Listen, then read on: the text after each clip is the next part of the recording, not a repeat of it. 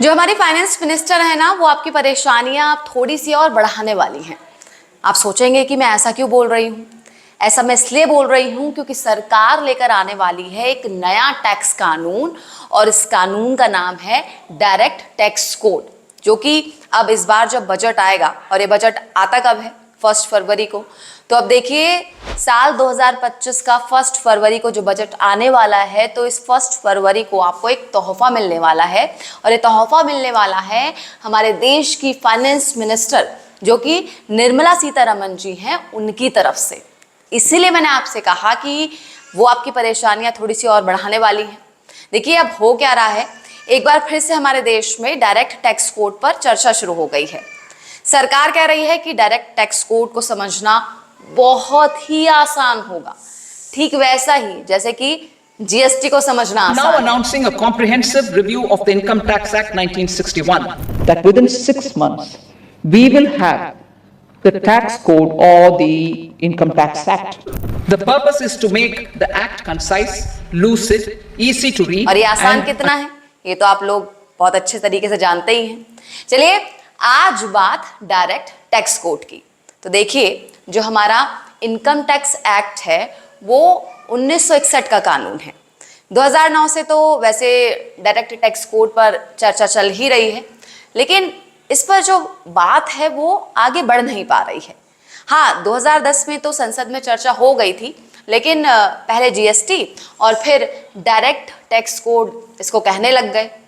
अब इसका नतीजा देखिए ये हुआ कि यूपीए सरकार में तो इस पर कुछ हो नहीं पाया।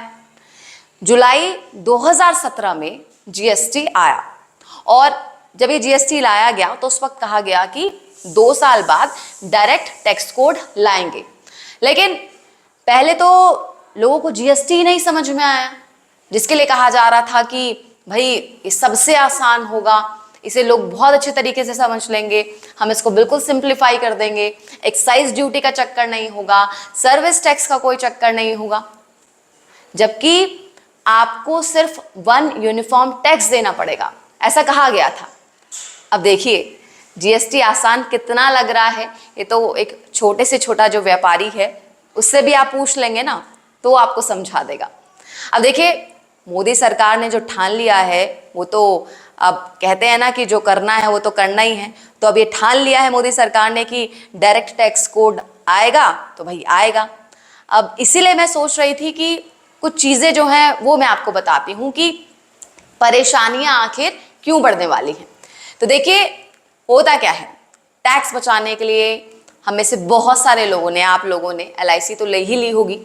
तो एजेंट्स जो एलआईसी ली होगी तो उस वक्त एजेंट ने बताया होगा कि जब आपको ये पॉलिसी जब मैच्योर होगी और आपको पैसे मिलेंगे तो इस पर आपको कोई टैक्स नहीं लगेगा।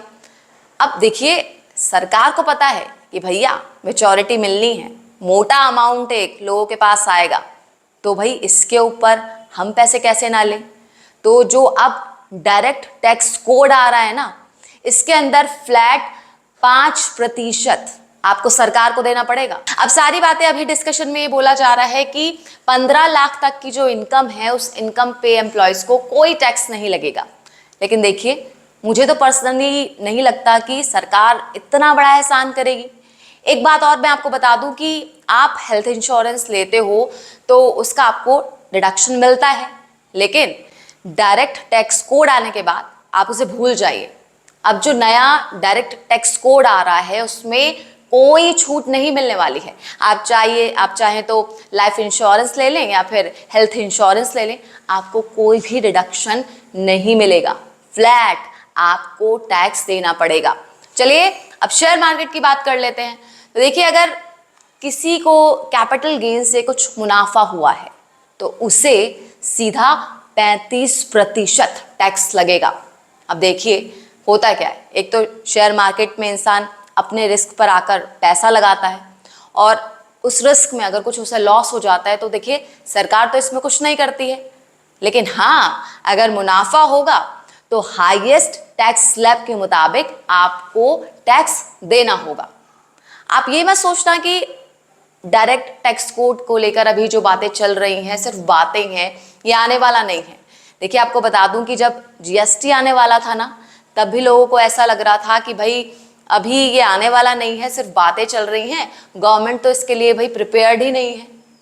लेकिन देखिए अब क्योंकि हमारे देश की जो फाइनेंस मिनिस्टर हैं निर्मला सीतारमण जी, उन्होंने आके खुद बोल दिया है अपने मुंह से कि भैया डायरेक्ट टैक्स कोड अब आ रहा है, तो आप लोग प्रिपेयर्ड हो जाइए, तो आप मेंटली प्रिपेयर हो जाइए कि हाँ अब डायरेक्ट टैक्स कोड बहुत जल्द लागू होने वाला है। अब एक और चीज़ जो कि देखिए पॉजिटिव हो सकती है शेयर मार्केट के लिए डायरेक्ट टैक्स कोड के अंदर, वो है एसटीटी को हटाने की बात भी की जा रही है। तो देखिए अगर एसटीटी हटता है तो ये कहीं ना कहीं पॉजिटिव भी हो सकता है। कैसे? एक तो हमारी जो फॉरेन कंपनीज़ हैं और जो हमारी डोमेस्टिक कंपनीज़ हैं, तो इन दोनों के लिए सेम टैक्स रेट रहेगा। ये कहीं ना कहीं थोड़ी सी पॉजिटिव चीज़ है जो कि दिखाई दे रही है। अब देखिए इस डायरेक्ट टैक्स कोड की एक कमाल की चीज़ मैं आपको बताने वाली हूँ, वो बहुत ध्यान से सुनिएगा आप।